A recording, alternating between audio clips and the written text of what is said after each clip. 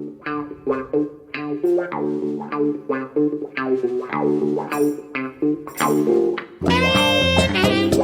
evening, Gabby. Good evening, TC, and welcome all to our weekly podcast. Terry Curran's the Curran View with the Order of Hillsborough. Mr. Terry Curran, steady away. What kind of week you had, mate? Getting better. Went to watch Jock play last night. How'd you get on? That's why we never did the Curran View last night. But I didn't realise Villa were playing Chelsea tonight, so we could have done it on Thursday if you'd have said. But anyway, I'm up at Janet's watching it, so I've got the sound down and I'm watching it. Yep, same here. I'm in my bedroom with me cat, and you're at Janet's watching the game. How did Jock get on last night? And I see Thiago Silva's not playing. I think his missus put him on the bench, didn't I?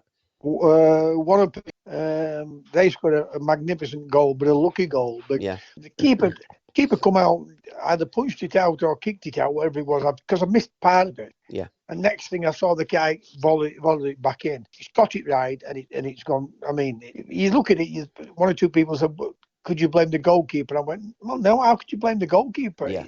It's one of those what could have gone over by. It could have gone anywhere. Do you know what I mean? Yeah. He's got it right. He's finished up a magnificent goal. But after that, and all second half, Aubrey had the better chances. But it was a good game. And the good thing about watching that type of football, you don't see people rolling around. No, you see, it's proper football, isn't it? Yeah. Well, when it's a proper football, it is what it is at that level. Yeah. You know, but they're not rolling about. We're not watching VAR trying to give a result after 5 or 10 minutes. You know what I mean? So, enjoyable game. Talking of watching VAR, I was watching Nigeria versus South Africa earlier, semi-final of the AFCON. Nigeria. Tom. Yeah, Nigeria went up and stuck the second one in. Osimhen scored, and they went to VAR, took it back, and give South Africa a penalty, and they scored. So it went from 2-0 to 1-1 in a matter of seconds. The joy of VAR. Nigeria did win on a penalty shootout. South Africa's penalties wasn't particularly good, but I mean that's ludicrous, you know, Gabby. Yeah, I know it is. That's not football. That is. It's just I mean, I saw that they scored a goal, the second goal, and I didn't realise that they've taken it back. I mean, took it back for free kick. It's penalty. either got to be stopped there and then, or not stopped at all. No, it's crazy. To actually, in a semi-final of a major tournament, go up the other end, score a goal, have the goal chalked off, go back and award a penalty for the other team, it is just ridiculous to the extreme, but that's what they've created with this VAR. I wish they'd just leave it, and what we need is referees to do the job properly. Never leave it until they get rid of all the woke people out of football. Well, and not just out of football, out of the society, TC. Society, yes. Yeah. I just thought Villa had a good chance there, but it's headed it across. I think he was offside, to be fair, when he headed it across. He looked offside, to be honest. But you never know these days, T. What's offside, wasn't it? What's offside, what isn't offside, what's a penalty, what ain't a penalty, or a free kick. I just watch football now, and you look at it and just think, is that going to be given? But there you go. Things that were given were magic moments, and what are you giving us this week, T? Again, as I say, when we talk about the magic moments, there's that many magic moments in a game. Yeah. But we do pick goals. You do pick some magic moments in games. But I mean, I always go for a goal. Yeah. I'm going for. I mean, Foden's incredible performance again the other night. Yes. And he gets an hat-trick. But I'm going for his third goal. I love to see anything like that. The composure, the technical ability. Everything about the Manchester City team with the passing, the accuracy, absolutely great goal, the third goal. And I did hear after, on media outlets, usually TalkSport is what I'm listening to, and talking about Bellingham and Foden can't play in the same team. We need a double pivot. And I'm thinking, oh, come on. This is why we don't never win anything. Gabby, you must play them. Gabby, listen. Have we ever had a manager what's won? I mean, this new Premier League, that's when the football started. Have we ever had an English coach win the Premier League? No. Howard Wilkinson was the last one, wasn't he? Do you Do you ever hear foreign coaches saying that he can't, these quality players can't play together? No, I never do, because they But know how you to put hear them. the I know. English pundits, the English media, Yeah, and the English coaches saying that, yeah? all the That's what you hear time. them say, All the time, T. They right? haven't got a clue. So that's why they're. I'll tell you now. That's why they're useless. Yeah, whether you like it or absolutely. not. That's 100%. why they're useless. 100%, T. Couldn't Good agree more. coaches, right, will play players, Yep. right, to fit the philosophy, Yep. right? They'll not play them just to get them in the team, Yeah. or they won't play them just because they say they can't play together. Yep. You know, I do not listen to absolutely poor coaches talking about players what they can't play together, because good coaches have a system for quality players to play together. Quality players like Bellingham and Foden will not be giving the ball away like Rice does and 100%. Phillips does. Yep. You know, even though they're good players, Yep. you're looking at a different class of player. Yeah, you are. You're looking at a flair kind of player, and that's the thing with our coaches. It's We not don't. what you're looking at. You are looking at flair, but what you're looking at, proper the players. players, what's going to get you goals. Yeah, How many absolutely. goals is Phillips going to get you? None. How many goals is Declan Rice going to Rice. get you? It may be the odd No, one. so which you has, get Bellingham and you get Foden. Not only will they get you goals, they create goals. Absolutely. And you see, people make me laugh with this risk taking. No, they don't take risks. They see an opening. Yep. And the quality of the pass gets it through there. Yeah. Players what take a risk usually give the ball away. Yeah. 100%. And when we do get a player like that, what we tend to do is stick them on the wing, because they do not know how to put them in to a system. And I remember Uddy on one of the podcasts we done with Alan, and he said when England got beat by the Hungarians, they went back to the drawing board, but unfortunately none of them could draw, and nothing has ever changed. My magic moment. Well, before your magic moment, you're going about that. I told you before when I was travelling down, I was playing at United, Sheffield United, and I was travelling down there to Portsmouth on the coach. And their main reporter, Tony Pritchard, said, what players would you play in midfield for England? And I said, Curry, Hudson and Ball. Yep. And he said, why would you play them? Who's going to get the ball back? I said, well, they don't give the ball away. Exactly. So, I mean, these are people who went to university. Yeah. Right? Mm. I don't want to go down that route where they haven't played football. Yeah. Because you don't have to play football to be a good manager or to be good at anything. Yep. You have to be good at it. You have to be good at it to be successful, right? And I mean, Barley was older than Uddy and Tony Curran. Yeah, it was. So I mean, then I would have gone along with, right? Would have played Colin Bell in there with them too. Yeah. We've got plenty of quality. What we could play where we're not going to give the ball away. 100%. Right? I mean, the closest we've become to winning anything was Terry Venables with 96. Yep. Bobby Robson before him in 94. 1990. We didn't qualify in 94. 90, sorry, not 94, 90. Yeah. And he got that close because of Paul Gascoigne. Yeah. Not Gary Lineker. Yep. Not any others. Yes, the game is a team game. But when you got that type of quality in your team, what puts fear into the opposition? Yeah. Right? When we know we can score goals, when we know he's going to make the opposition leave gaps because they're going to overload him with players. Yeah. You know it's going to put fear into them. So we don't know how to use that. We do not know how to use it. We have to have box to box players. Yep, they love work rate, work rate, so work rate. So then we get in England. Southgate, what gets to a final and a semi-final, and they think we've done well. But it's like anything else, isn't it? It's not about winning. It's about competing. Yeah.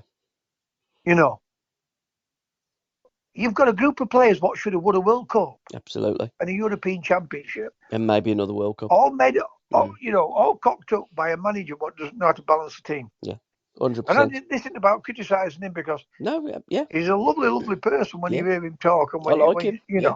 he's somebody you want. If you've got a daughter your daughter to fetch home when you want to marry that type of person. Mind you, say that sometimes they're worse than what people like I am. Well, they can be because you don't really know what he's like, but his persona is of that. He's the kind of guy that comes across as you wouldn't mind going out and having a beer with him or living next door, or he seems he's always absolutely. He's always going to agree with everything. Having smashing said that, guy. I can remember him trying to battle Roy Keane when Roy Keane went up and stood on him. Mind you, that's in competition, isn't it? And you know what pros are like. As soon as they walk over that white line, they change unbelievably because they've got that winning instinct and streak in them. It's built into them, isn't it, T? But my magic moments was Dougie's filthy pass last week, and I don't think anybody needs to. It was Dougie's filthy pass. It was quite unbelievable, and Chelsea have just gone 1-0 up. 1-0 up. Yeah, Conor Gallagher. This could be a good game, It baffles your football, doesn't it? No, absolutely. Absolutely. But that filthy pass in a 5-0 demolition of Sheffield United. Josh Bowler's goal for Cardiff against Watford. The way he's took the ball, he's come in on his left and he's curled it round. And Joe Pedro's goal for Brighton Hove Albion against Crystal Palace. I love that little give and go with Danny Welbeck. A tremendous, got the ball, give, go, bang, back of the net. I do like that Joe Pedro. I remember watching him for Watford and I thought he looks some player, he does, and he is blossoming. So good luck to Joe Pedro. And Brazil do need some forwards, and he's one of them on form, as is Richarlison. He's returned to a little bit of form, hasn't he, now with Tottenham? Different type of style of football they're playing than what he would do at Everton. Yeah, absolutely. That's what people have got to take into consideration. Styles, yeah. They look at a player, and they'll say, well, why can't he fit into that team? It's having this style of football what suits the players. What you got to do is have a philosophy. Yeah. Right. What suits the players. Yeah. It's not good trying to play out from the back. If you play 3 centre backs, what's particularly not great on the ball. I mean, we've done that in England for years. Yeah. Play 3 centre backs. I hear someone trying to pick a team, and they picked Campbell. I think they picked Campbell, the kid at Arsenal. Tony Adams. Yeah. And another one like that. And I'm thinking. Probably John Terry. No, John Terry. And I thought to myself, they wonder why we never win our coaches. I know. It is incredible. And we're not disputing. They're all great players in exactly. Their own right. But you don't want. Why would you play with 3 defenders and then 2 fullbacks, a goalkeeper, 2 holding midfield players? If you watch all the top teams, what's won all these major competitions, they've all got players what's composed on the ball. Yeah. Don't give the ball away, and they pass with so much accuracy. It's incredible. Yeah. Absolutely. I mean, what we got now in this country, they've got about 11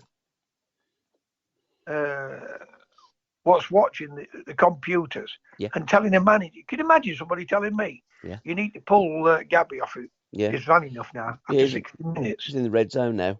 I said, there's nothing wrong with my eyes. Absolutely. It's all right, he's stopping on. Yeah. And you get all these stats from the Football Manager and these computer games. There's even football clubs offering jobs to people like that. It's absolutely frightening what's going on in this country. And it's not going to be for the better. The game gets worse. It was much better when we had the Jeopardy back in the old days, with pitches, with players that would kick you to kick lumps out of you. It was a far more difficult game back then, and it's a lot more sterile these days, in my opinion. I'm glad the kicking's gone out of the game. Well, yeah. Brutally agree there. brutally kicked. Yeah, but there Right, so was, the pictures are better. yeah. I'm for all Mm, for improving anything, whether it's a car, whether it's an house, whether it's a yeah, football match, rugby match, whatever it is. yeah. Your way of life, I'm for all that. Hmm. What I'm not for is the corruption of it all. Yeah. And I told people years ago what was happening with football. Mm. Right? You know, I watched women's football when everybody else were having a go at me, said, I'm so and so. I stopped watching it because of wokeness of it. Yeah, same here. 46 Right? million people Yeah, watching it now. technically, Mm. I think there's some of the women better technically. Yeah, They're just not physically strong enough to be able to play with men. absolutely, Where 100%. men can go and play with women's sports, which is ludicrous. Yeah. I mean, I can't understand the women what No. allow it to happen. I know, it's crazy. It's an absolute bonkers If I world, was a Pete. woman, I say I ain't play. If I was the best player, I say I ain't playing. Mm. That's doing a woman out of a game of football or winning a European Cup is what they would play nowadays. Yeah. A league title, a World Cup. It's ridiculous. Yeah. Completely ridiculous.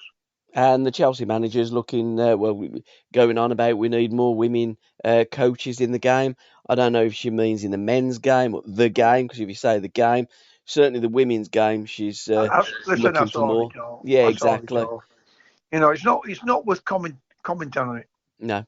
No, it isn't. I mean, if you're good enough, and then she's going on about how much it costs and blarting on about it, and I'm thinking, look, if you want to be a coach, go and be a coach. I couldn't care what you are, just go and have a philosophy of football, get your team, as you say, balanced up, play good football, and without all the wokeness, fans will tune in and they'll watch you.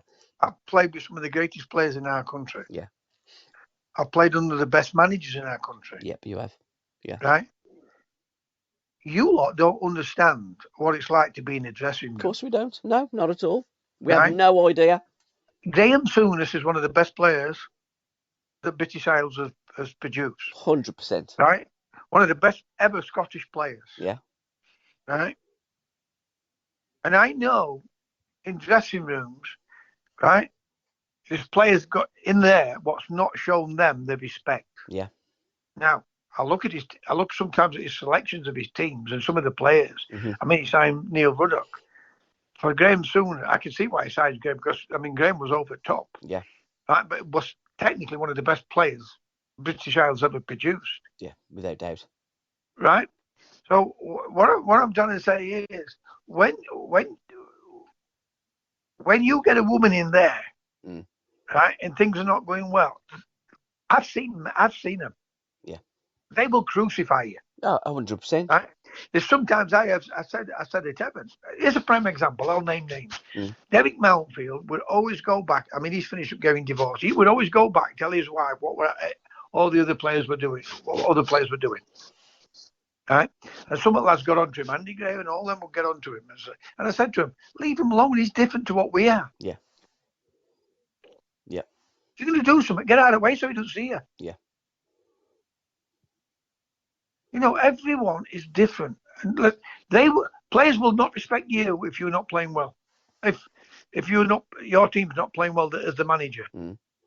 So can you imagine a woman managing Manchester City? No, I mean, I absolutely. And trying to handle that type of player. No, I can't. Handling a woman. I think she's got. Yeah, absolutely. Well, he's not even get the fish. Because if you're not being successful, they will slot. Like I just said to you, Souness won everything in the game. Yeah, did, yeah. And regardless what anybody says, I'm telling you, a lot of players we managed didn't respect him. They'll not tell you the truth. They say, "Oh, so and so's I regret it now." They didn't respect him. Yeah. But again, going on to Souness. I mean, Graham is one of those like Jack was. They come down heavy on you in the dressing room. Yeah. I mean, like water off a duck's back to me. Yeah. But I've seen other players absolutely petrified. Doesn't even want to go in training. Didn't want to even go into the club. Yeah. But as you've referenced Graham Souness, he did come out with a quote. It would be a Doddle for him these days if he was playing in midfield. And he was just talking about the way that the game is. We've talked about it many times on the podcast. The way that the midfield players today tend to play the ball sideways or backwards. And he was saying in his day, and he's absolutely spot on, back in your day, back in his day, midfield players would play the ball. I've heard Doddle and Tony Curry talking and says, can you ever remember playing the ball backwards or sideways? They didn't. They played the ball forward. And he was saying, when we were in training, running around, do I they'd love say, them forward, 2 players? forward, forward. Yeah, Do I love them 2 players? yeah, And I've just told you about Graham Souness. yeah. Let me tell you about playing in today's football. It's no different playing when I was playing. Do you know why? Go on. Don't tell me it would be a Doddle for it, because it wouldn't. Because if you don't play towards us, Yeah. right? You tell me a better player than Yaya Toure. Yeah, good player. Good player. Right? Mm. And Pep had him. Mm. And he would do things that Pep didn't want him to do. So what did Pep do? Yeah. He'd done that with Oh. Aguero as well. Yeah. Right? Mm. So I understand what they're saying. Mm. Right? I've told you, you've got your football brain. Yeah. And what you've got then is what the manager tells you. Yeah. But I think right? what soon as biggest load of shit I heard in my life when they said that you don't listen. I could tell you word for word now what Jack would say to me. Yeah. I want you running back, right when we ain't got the ball. You must get yourself into a position and you must chase him back. 2-0 Chelsea. Yeah. You must chase him back. Wow. Right? And I want you staying out wide. Mm. And then when I stayed out wide, I didn't get a kick. You know what he said to me? Why don't you come in football? Exactly. Yeah. Yeah. You can't win. You're devilled if you do. You're devilled if you don't. Graham Souness and all them saying it'd be a Doddle. Mm. No. They are great players, and they could play in any type of era. Mm-hmm. Right? They would have to play. In today, I think they play more towards us nowadays than they ever did in my day. Yeah. Right? Are we going to see another Messi, do you think? Who knows? I mean, we don't know. Probably not one as good as him. But then again, did we think we'd see another Diego Maradona and then Messi? Do you understand what I'm trying to get at? Yeah, absolutely. Yeah. Well, yeah. Tell me what. Well, will we have a player who's allowed to just go on the pitch and express himself and drop little bombs all around? Is he allowed to go on that pitch? Absolutely, yeah. Go and beat 2 or 3 men. Yeah. Has coaching ruined the natural ability of a football player? Go to any academy. Yeah. Right. You know what makes me laugh? They turn around and they say about parents being on touchline. Yes. And I've heard it. It is disgusting. I've heard it. Yeah. Shouting at the kids. Right? But what do you think they're doing the parents can't shout at them. What's the coaches doing? Pass. Yeah, they haven't even got the ball. Pass it. Exactly, yeah. You know, these are 5- and 6-year-old kids, 7-year-old kids. They're looking up to the peers because they'll be frightened to death.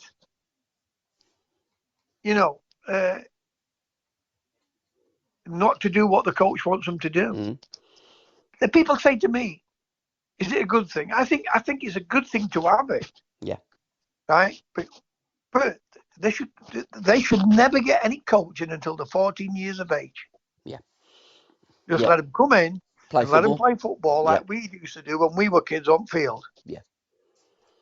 Right, and then when they get to 14, put little bits into them about awareness and how important it is when you haven't got the ball to close spaces down and educate them. By the way, not throwing 6 or 7 things, just give them 1 or 2 major bullet points. Yeah. Educate them. The little brain can only take in a certain amount of things. Go and play. Yeah. Go and play. Yeah. As soon as you've seen that you got a footballer, then you educate that footballer into, have a look at this, son, have a look at that, do this, do that. But you slowly educate them into the game. But as we were kids, we learnt the game, and we learnt what the game was all about over on the field. Shouting from parents when I was a kid. No, not at all. Well, we spent hours and hours on fields. My mum never came to football, but my dad came. But you didn't hear them shouting like they do today. No, I think it's a completely different society today. Well, it is a different society. What it is today, they look at the money they earn. Yeah, they do. Yeah, so absolutely. They think that, Yeah. I've got to get my kid into football, right? I coached at Doncaster, and I got 6 players what got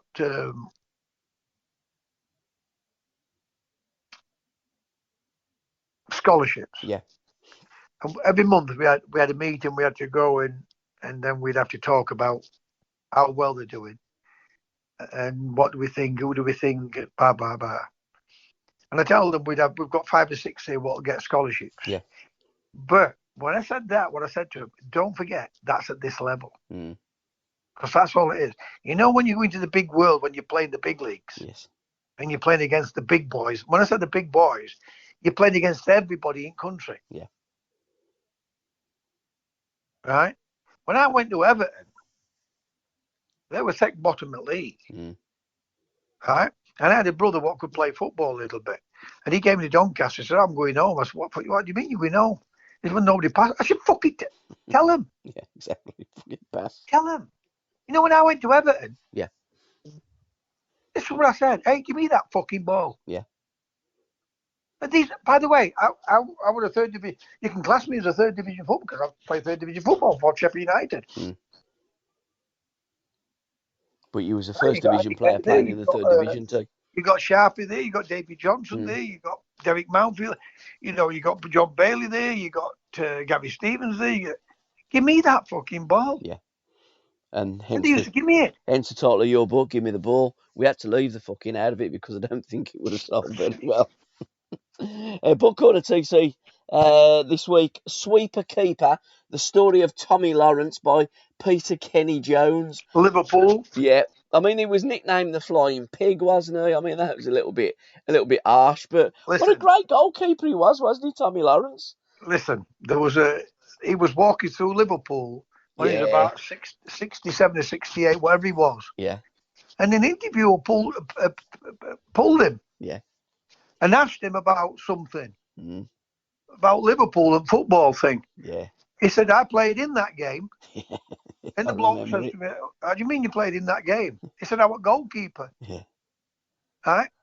And he obviously, there's a big age gap between them.